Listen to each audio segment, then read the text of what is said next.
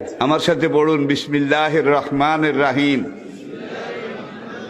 আস্তাগফিরুল্লাহ রব্বি মিন কুল্লি যামবিন ওয়া আতুবু ইলাইহি লা হাওলা ওয়ালা কুওয়াতা ইল্লা বিল্লাহিল আলিয়্যিল আযীম।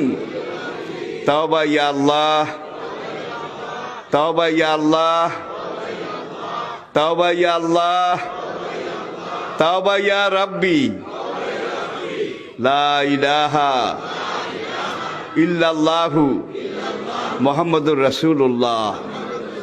আল্লাহর কসম, পিছনের জীবনে সব গুনাহ আল্লাহ মাফ করে দিয়েছে এই তওবার কারণে, সব মাফ করিয়া লাইছে।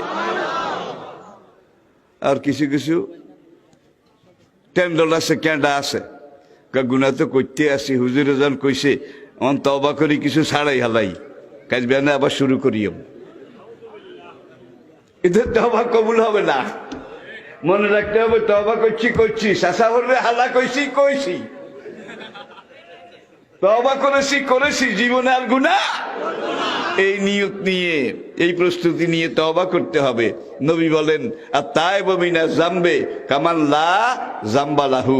এইভাবে যে তওবা করেছে আল্লাহ এমন ভাবে মাফ করে দিয়েছেন যেন তার জীবনে কোনো গুনাহ নাই।